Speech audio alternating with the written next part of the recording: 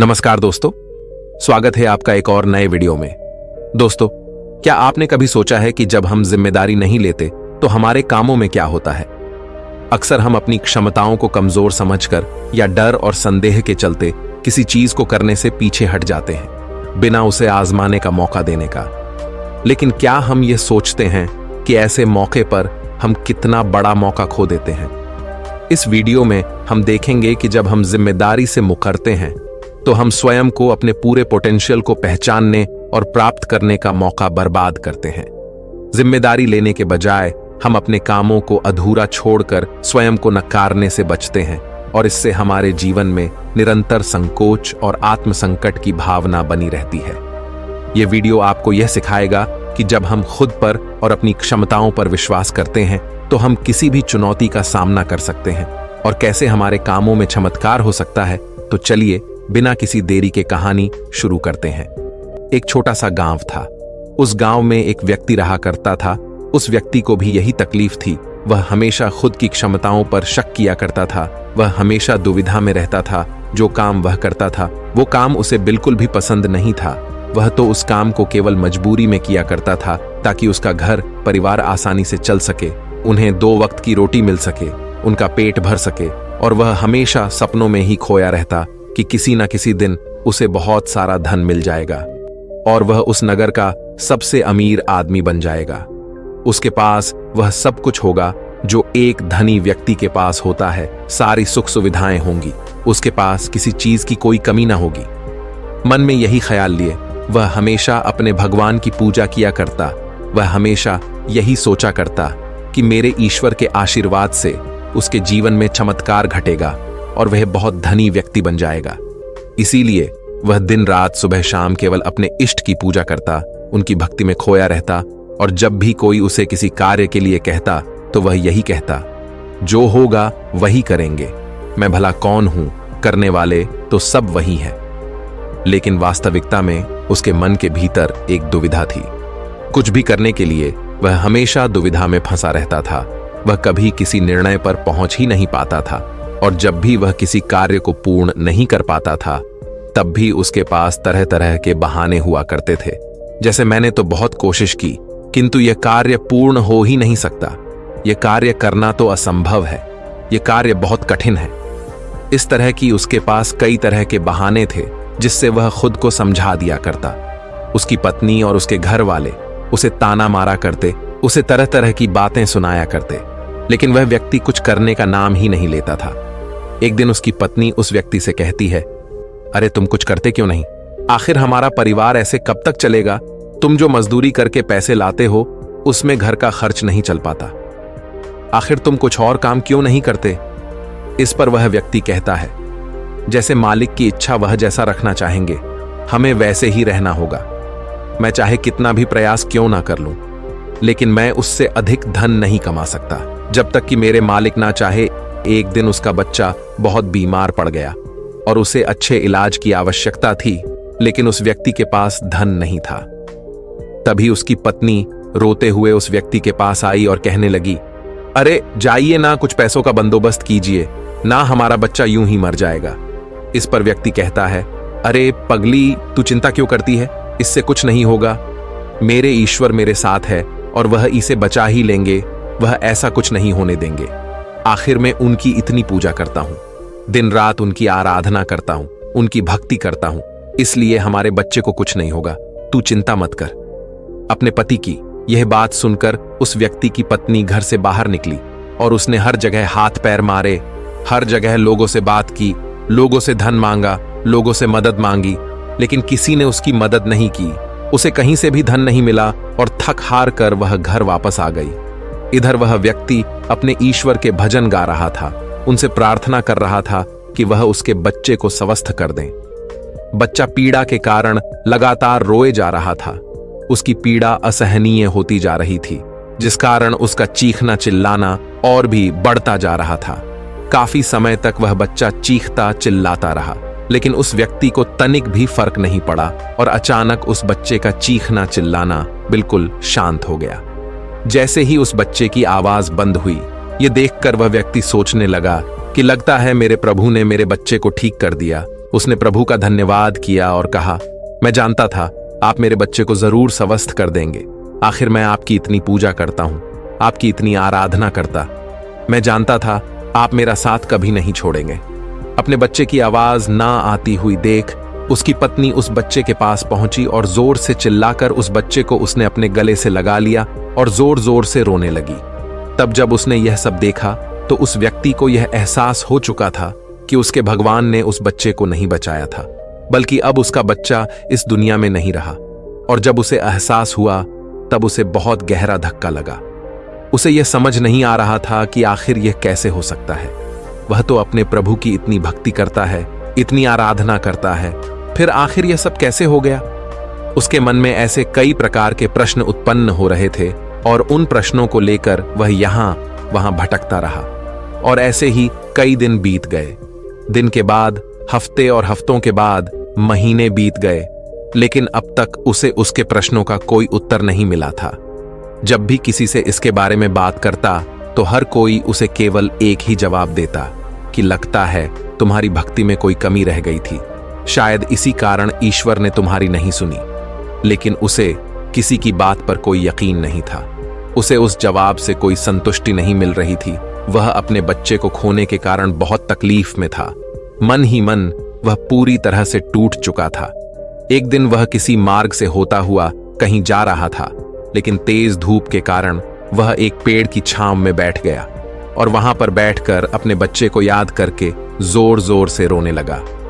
उसी मार्ग से एक साधु होकर गुजर रहे थे। उन्होंने जब उस व्यक्ति के रोने की आवाज सुनी तो वह उसके पास पहुंचे और उस व्यक्ति से कहते हैं, क्या बात हो गई? आखिर तुम इतने जोर जोर से इस तरह रो रहे हो क्या? कोई संकट आ पड़ा है? आखिर क्या बात है, मुझे बताओ। इस पर उस व्यक्ति ने अपनी सारी बातें उन साधु को बता दी और साधु से कहता है, हे गुरुवर, आखिर इसने मेरी क्या गलती है? आखिर मैंने क्या किया? मेरी पत्नी मुझे मेरे बच्चे की मौत का जिम्मेदार ठहराती है। आप ही बताइए, भला मैं अपने बच्चे को क्यों मारना चाहूंगा? मैं तो बस ईश्वर से उसकी सलामती के लिए दुआ मांग रहा था। तो क्या मैंने गलत किया है?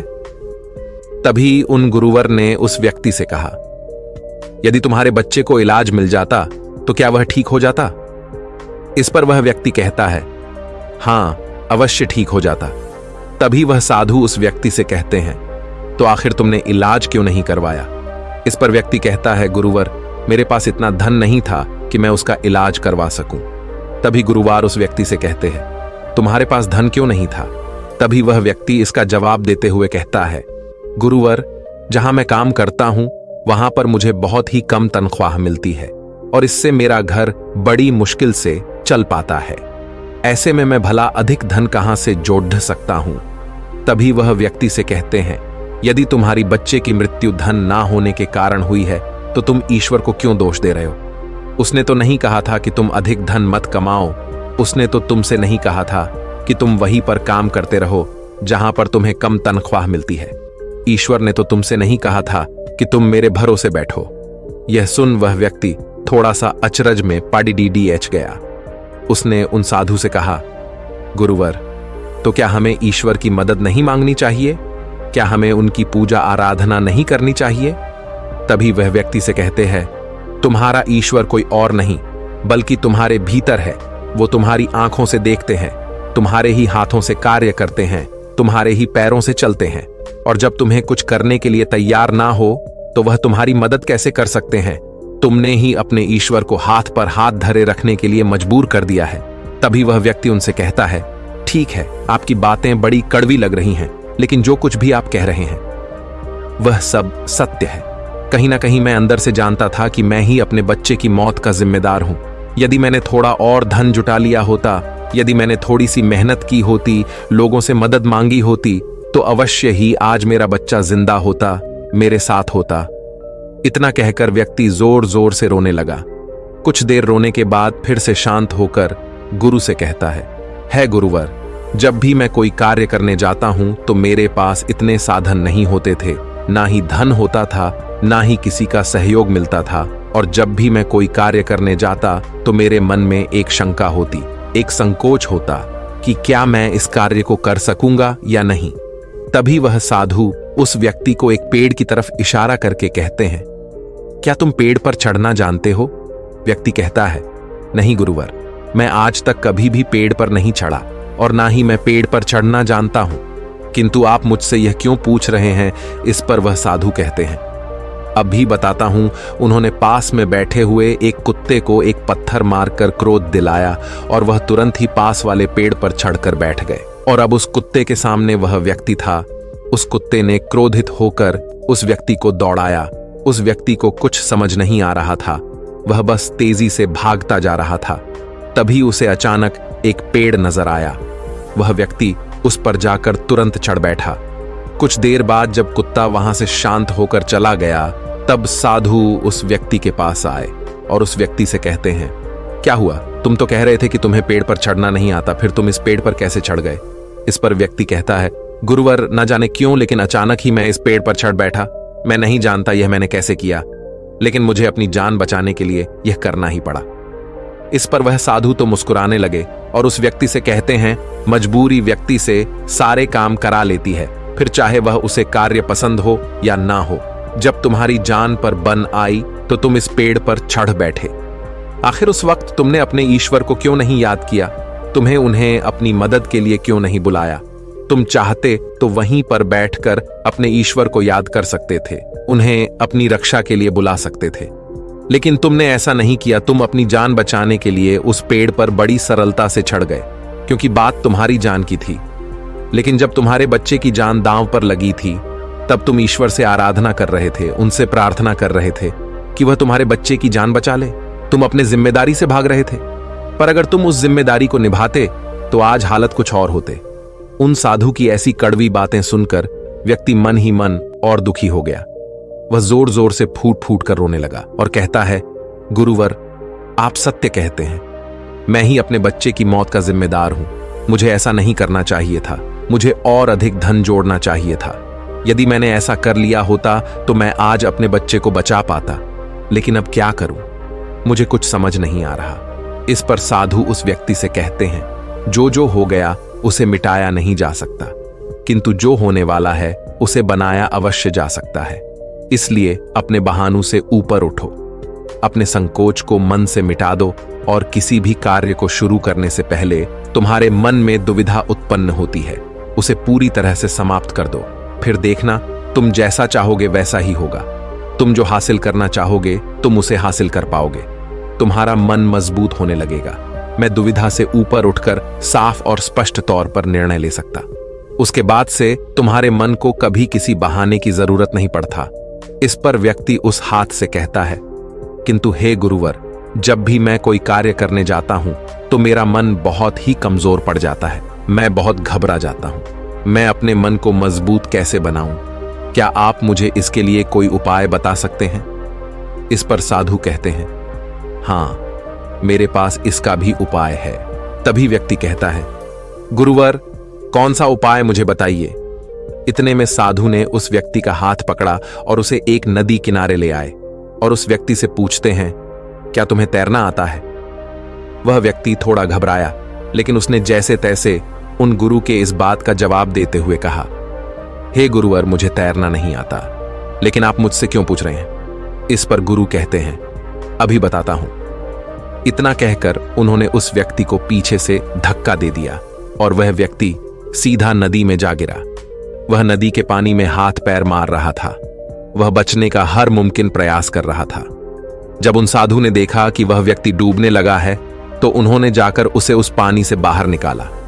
वह व्यक्ति जैसे ही बाहर आया तो वह हाँप लगा। वह घबराया हुआ था, बहुत डरा हुआ था। जैसे तैसे उसने हिम्मत की और वह खड़ा हो गया। अब की बार वह साधु को देखकर बहुत घबरा चुका था, बहुत डर चुका था। वह उन्हें देखते ही भागने का प्रयास करने लगा, लेकिन एक बार फिर उन साधु ने उसे जबरदस्ती पकड़कर नदी में धक्का दे दिया। वह नदी में हाथ पैर मारने लगा ताकि कोई उसे बचा ले। वह जोर से चिल्लाने लगा, बचाओ बचाओ, लेकिन आसपास कोई न था। उसकी मदद के लिए कोई नहीं आ रहा था। तभी साधु उस पानी में उतरे और उस व्यक्ति को जबरदस्ती पकड़कर सीधा खड़ा कर दिया। उस व्यक्ति ने पाया कि उस नदी में पानी केवल उसके कंधे तक ही आ रहा था। इस पर वह साधु उस व्यक्ति से कहते हैं, अब तुम मुझे यह बताओ कि आखिर तुम इतने कम गहरे पानी में किस तरह से डूबकर मर सकते हो। यदि तुम चाहते तो सीधे खड़े होकर इस परिस्थिति का सामना कर सकते थे और तुम्हें यह भी एहसास हो जाता कि इस नदी में पानी केवल तुम्हारे कंधे तक ही है और तुम्हें इस तरह से इतनी मेहनत करने की कोई आवश्यकता ना पड़ती, ना तुम घबराते और ना ही इस परिस्थिति से भागने का प्रयास करते। किंतु तुम्हें हमेशा से केवल एक डर का सामना किया है और वह यह है कि यदि तुम नदी में गिरे और तुम्हें तैरना नहीं आता तो तुम्हारी मृत्यु निश्चित है। और यही कारण है कि तुम सही स्थिति का पता नहीं लगा पा रहे थे। तुम ये तक पता नहीं लगा पाए कि आखिर इस नदी में पानी कितना गहरा है। एक बार फिर साधु उस व्यक्ति को नदी से बाहर लाए और थोड़ी देर इंतजार करने के बाद उन्होंने एक बार फिर उस व्यक्ति को उस नदी में धक्का दे दिया। अब की बार उस व्यक्ति को उस स्थिति का पता चल चुका था। वह यह जानता था कि अब जैसे ही वह अपने आप को स्थिर कर लेगा, जैसे ही अपने आप को अपने पैरों पर खड़ा कर लेगा, यह पानी केवल उसके कंधों तक ही आएगा। और उसने बिल्कुल ऐसा ही किया। वह सीधा खड़ा हो गया। तभी साधु उस व्यक्ति से कहते हैं, क्या तुम्हें अब अपने मन को मजबूत करने का मंत्र मिल चुका है या नहीं? इस पर वह व्यक्ति कहता है, हाँ, मैं समझ चुका हूं कि अपने मन को मजबूत किस तरह से किया जाए। आगे गुरुदेव उस व्यक्ति से कहते हैं, अब तुम समझे, इस दुनिया में कुछ भी करना इतनी बड़ी समस्या नहीं है। समस्या तो यह है कि हम कुछ करना ही नहीं चाहते। जब भी हमें डर लगे या कोई समस्या खड़ी हो तो हमें उसमें उतर कर देखना चाहिए, उसका आकलन करना चाहिए, उसे समझना चाहिए, जब तक कि वह समस्या संभावना ना बन जाए और तुम्हारे भीतर से उस परिस्थिति का सामना करने का डर निकल ना जाए। ऐसे ही हमारा मन मजबूत होता है।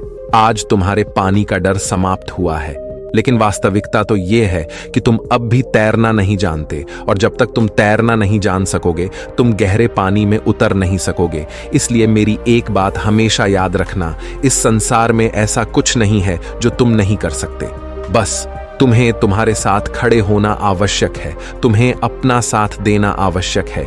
इसलिए अपने आप को धोखा देना बंद करो, अपने आप को दुविधा से बाहर निकालो, अपने आप पर संकोच करना बंद करो, अपनी शक्ति को पहचानो। तुम हर कार्य कर सकते हो जो तुम करना चाहते हो।